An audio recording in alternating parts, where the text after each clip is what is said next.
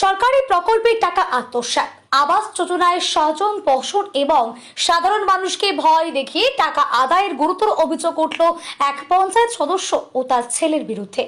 জলপাইগুড়ির সদর ব্লকের দক্ষিণ বেরুবাড়ি গ্রাম পঞ্চায়েতের 287 নম্বর বুথের এই ঘটনাকে কেন্দ্র করে এলাকায় তীব্র উত্তেজনা ছড়িয়ে পড়েছে।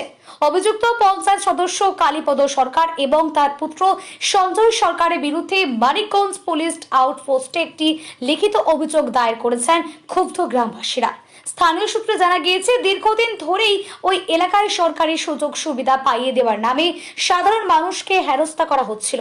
গ্রামবাসীদের অভিযোগ, রেশন, গ্রামীণ রাস্তার সংস্কার এবং 100 দিনের কাজের জন্য বরাদ্দ সরকারি টাকা সরাসরি আত্মসাৎ করেছেন ওই পঞ্চায়েত সদস্য ও তার ছেলে। এখানে শেষ নয়, প্রকৃত গরিব মানুষদের বঞ্চিত করে মোটা অঙ্কের টাকার বিনিময়ে এবং প্রভাব খাটিয়ে নিজেদের আত্মীয় স্বজনদের আবাস যোজনার ঘর পাইয়ে দেওয়ারও অভিযোগ উঠেছে তাদের বিরুদ্ধে।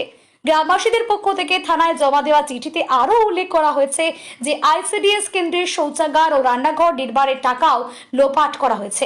এমনকি সাধারণ মানুষের জমির দলিল নিজেদের কাছে আটকে রেখে তা দিয়ে ব্যাংক থেকে লোন তুলে সেই টাকা আত্মসাৎ করার মতো মারাত্মক জালিয়াতির অভিযোগও আনা হয়েছে অভিযুক্ত পিতা পুত্রের বিরুদ্ধে।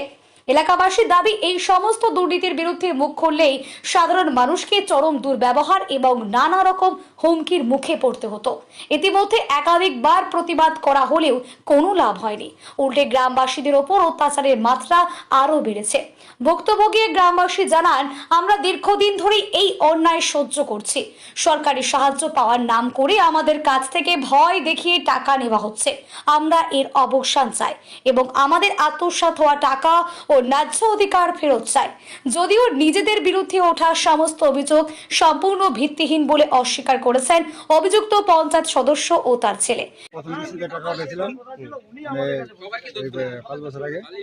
আমার কাছ থেকে প্রথম কিস্তিতে মনে করো 60,000 টাকা ঢুকে, ওখান থেকে আমাকে এখানে 30,000 টাকা দিয়েছিল, ওখান থেকে মানে 24,000 টাকা নিচ্ছে। ঠিক আছে, তারপরে বললো যে এই টাকা না দিলে পরে টাকা ঢুকবে না। এটাই এখন টাকা কাটা দিয়েছিলেন? টাকাটা সঞ্জয় নিছে। সঞ্জয় নিয়েছিলেন? সঞ্জয় কি হয়? ছেলে। স্থানীয় কি হয় সঞ্জয়? সঞ্জয় এমনি ভাই করে ডাকি। না না, এই পঞ্চায়েতের ছেলের কাজ সঞ্জয়। বাড়ির পাশে, আমি পঞ্চায়েতের বাড়ির পাশে আমার বাড়ি। আপনার নাম কি? হ্যাঁ, আপনার নাম কি? বিমল বাড়ি। বাড়ি কোথায়? এখানে এই বদি এই পঞ্চায়েতের বাড়ির সাথে আমার বাড়ি। দলিলের জন্য 2,000, তারপরে টাকা দিয়া দিলে 10,000, তারপরে